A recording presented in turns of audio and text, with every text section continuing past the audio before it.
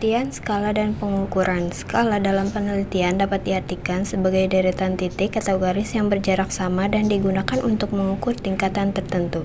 Skala berfungsi sebagai prosedur untuk memberikan angka atau simbol pada ciri-ciri suatu objek sehingga memungkinkan peneliti membandingkan individu dalam kaitannya dengan variabel yang sedang dipelajari.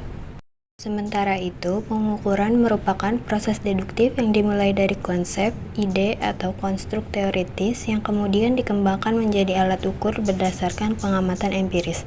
Proses ini terdiri dari dua tahapan penting, yaitu konseptualisasi dan operasionalisasi. Konseptualisasi adalah proses memilih konsep dan merumuskannya dalam definisi teoritis yang jelas dan spesifik. Selanjutnya, operasionalisasi bertujuan menyusun definisi operasional dan dari konsep tersebut dalam bentuk cara, prosedur, atau instrumen pengukuran yang dapat digunakan secara nyata. Sehingga skala pengukuran adalah suatu aturan yang digunakan dalam mengkuantifikasikan jenis data dalam suatu pengamatan variabel. Selanjutnya, jenis-jenis skala pengukuran. 1. Skala nominal. Skala nominal adalah skala pengukuran dasar yang mengelompokkan data ke dalam kategori tanpa urutan atau nilai, seperti jenis kelamin, profesi, atau agama. Angka yang digunakan hanya sebagai label dan tidak memiliki makna kuantitatif. Skala ini bersifat kualitatif dan analisisnya dilakukan melalui frekuensi tiap kategori yang disajikan dalam tabel atau diagram. Kedua, skala ordinal. Skala ordinal adalah skala pengukuran yang mengelompokkan dan mengurutkan data berdasarkan tingkat tertentu, seperti kepuasan atau persetujuan. Skala ini menunjukkan perbedaan dan urutan antar kategori, namun tidak menunjukkan selisih pasti antar nilai.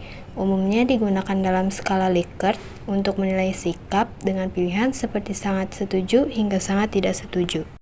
Skala interval. Skala interval adalah skala pengukuran yang menunjukkan kategori, urutan, dan jarak antar nilai dengan interval tetap, serta memungkinkan operasi aritmatika seperti menghitung selisih. Namun, skala ini tidak memiliki titik nol absolut, sehingga rasio antar nilai tidak dapat dibandingkan. Contohnya adalah pengukuran suhu. 4. Skala rasio. Skala rasio adalah skala pengukuran yang memiliki semua ciri skala interval, ditambah adanya titik nol mutlak yang menunjukkan ketiadaan nilai. Skala ini memungkinkan data dibedakan, diurutkan, dihitung jaraknya, dan dibandingkan secara rasional.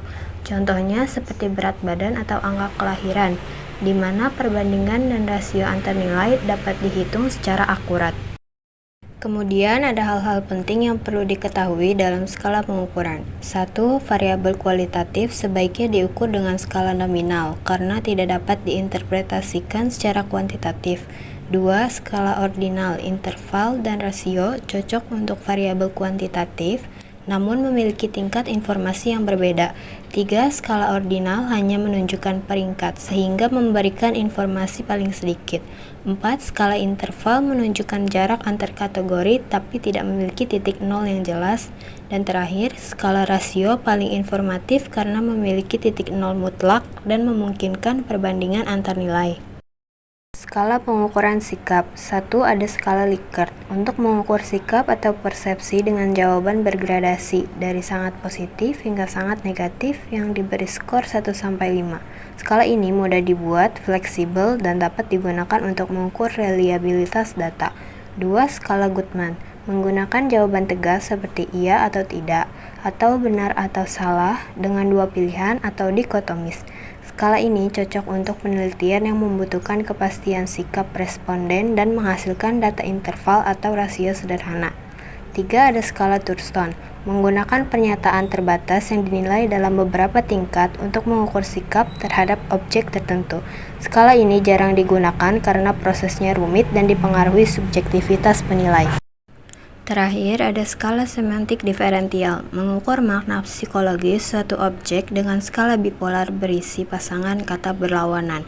Skala ini berbentuk garis kontinu dan dapat digunakan untuk menilai sikap individu. Selanjutnya, perbandingan data. Perbandingan data dapat dilakukan melalui beberapa ukuran relatif, seperti rasio. Membandingkan dua kelompok data secara langsung, misalnya jumlah mahasiswa per dosen. Kedua, ada proporsi, bentuk khusus dari rasio, yaitu perbandingan bagian terhadap keseluruhan, seperti proporsi pegawai wanita. Ketiga, persentase, versi proporsi yang dikalikan 100 untuk memudahkan interpretasi, dengan rentang 0 sampai 100%. Terakhir ada range, tingkat atau angka, mengukur frekuensi kejadian terhadap populasi tertentu seperti angka kelahiran atau kematian per 1000 penduduk. Kemudian tingkat ketelitian. Tingkat ketelitian dalam penelitian dipengaruhi oleh keterbatasan dan ketidakakuratan instrumen yang disusun oleh manusia, sehingga hasil pengukuran sering tidak sepenuhnya mencerminkan keadaan sebenarnya. Pembulatan data perlu dilakukan dengan prinsip tertentu, antara lain 1. Angka desimal dibulatkan ke satuan terdekat, misalnya 90,15 ton menjadi 90 ton. Kedua, angka lebih presisi dibulatkan ke tingkat yang relevan, misalnya 50,2501 menit menjadi 50,3 menit. Kesimpulannya, pemahaman tentang skala pengukuran data sangat penting dalam penelitian karena menentukan jenis data, metode analisis, dan interpretasi hasil.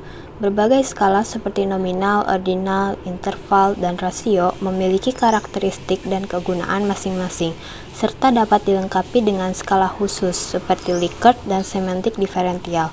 Ketepatan penggunaan skala dan ketelitian pengukuran berperan besar dalam menghasilkan data yang valid dan bermakna.